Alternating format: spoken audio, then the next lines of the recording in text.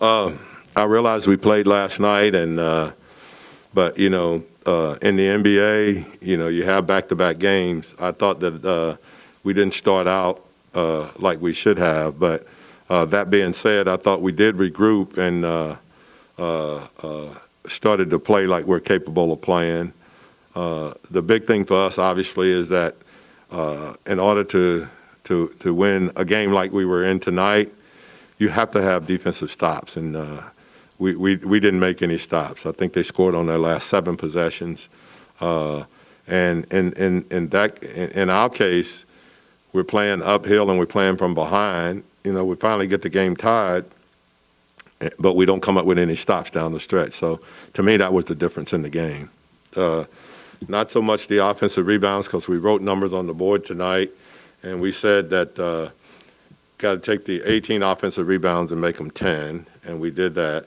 And the turnovers, same thing, that we had to get it into the 10 to 14 range, and we did that, and only gave up 13 points. So those things were good, but somewhere along the line, you just got to dig in, and you got to come up with stops that put you in a position where you can win a game like that. It's another home loss, and we have to be much, much better at home than we are. We got to be much better at home. And anytime you lose a home game, somewhere along the way, you got to try to win a road game to compensate for that. And that's just that put a lot of pressure on you. It really does. I like the fact that we battled and we got back in it and got the game tied, but we got to find a way to finish it. Alvin, in pregame, you talked to us about, again, the offensive rebounds and the turnovers. And in the first minute of the game, you gave up 2 of each. Like, how do you get your team to start the game the way that they're supposed to? Well, that's why I took an early timeout again, because I just have to, you got to reiterate, what we just talked about, in the locker room of starting the game. We don't have to make great plays. We have to make good, solid plays. And, we have to be more aware. We have to value the ball more. We really do. We have to value the ball more in a situation where, we're getting shots at the basket, We didn't start the game that way. Alvin, you guys, this is a team that came in shorthanded. I know everybody in the league shorthanded right now, it seems like, but you guys have been on this run of teams that have really been super depleted. I just wonder, as much as you like some of the areas of improvement you're seeing, are you a little worried about what happens if and when you start to get teams at full strength again? Well, to be honest with you, we almost seem to play better if they have everybody, from the standpoint of being locked in and understanding, those situations. But it doesn't matter, you're going to have teams, we play games, obviously where we've had depleted personnel. Every team has really kind of gone through it when you look at the NBA. That should be a non-factor, in my opinion.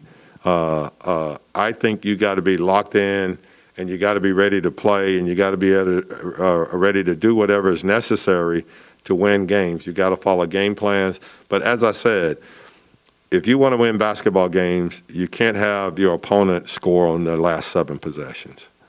It doesn't work out.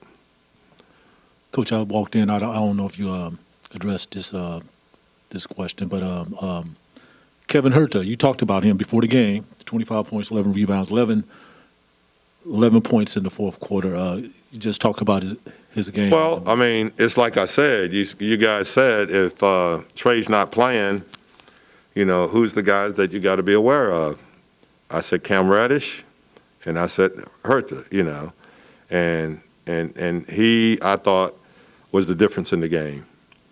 I really did. I thought he, down the stretch, and especially in the fourth quarter, I don't know how many, I think he had 11 or 14 points in the fourth quarter.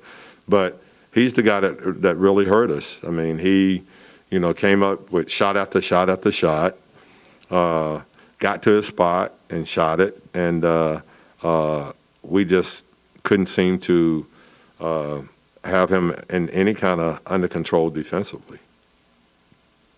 Hey, Coach, you talked about how, you got to protect the home court, and you guys have had trouble here.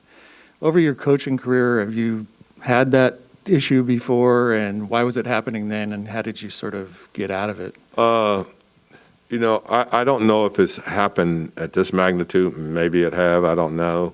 But I just think, there's no reason why we shouldn't win at home. I think the fans has been great. I really do. I think the fans have done a great job of being behind us, trying to lift us up. So that's not it. We're playing at home in an environment that we're comfortable with. That's not it. So I'm not real sure why we can't seem to close out games or win close games and things like that. We have to definitely find an answer to that, and it got to be yesterday, really. And then also one more on how much are you sort of missing Rashawn and what he brings to you guys right now? Well, it's like I said. I think everybody is missing somebody. They're missing a guy that scored 56 2 nights ago, and so those are the kind of things you can't worry about. We'd love to have Rich here. Obviously, he's not going to be here, so that gives other guys opportunities to step up, and it's like their situation. I doubt if Hertha would have gotten as many shots, or Cam Reddish would have gotten as many shots if Trey was here tonight. So you have to take those opportunities, and you have to be able to take advantage of those opportunities individually and for your team, I think. Alvin, we've seen Fox kind of take it up a notch. I think he had 12 in the last 4.5 minutes tonight, coming off a similar performance recently. What are you seeing from him in terms of just that closing ability you guys saw so much of last year? I think that he's playing at the level that he left off with at the end of last year.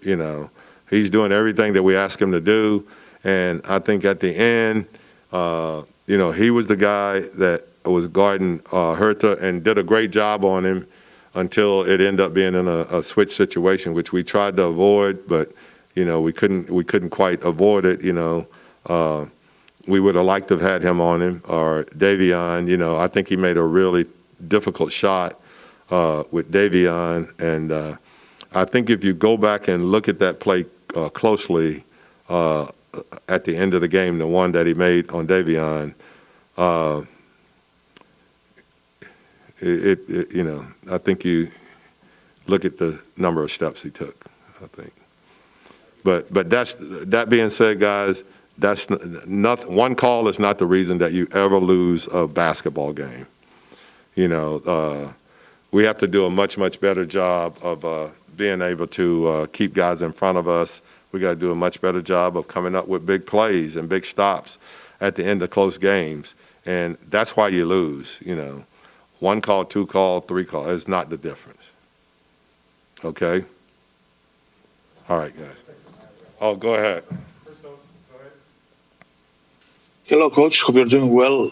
Coach, in those two games against the Lakers and tonight, what did you see energy-wise about your players?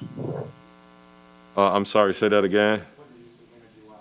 Oh, like I said, I thought last night we played with a lot of energy. We had a guy that's, probably going to go down as the second best player in the history of this league, if not the first. So I thought we did a good job. He ended up making the plays that won the game, but the energy was there and everything. I didn't think tonight that we started with the energy that we needed, but we found a way to drum up enough energy that I thought we started playing and doing the things that was necessary to put us in a position to win the game. The one thing we had to do is that we had to come up with stops at the end, and we didn't do that.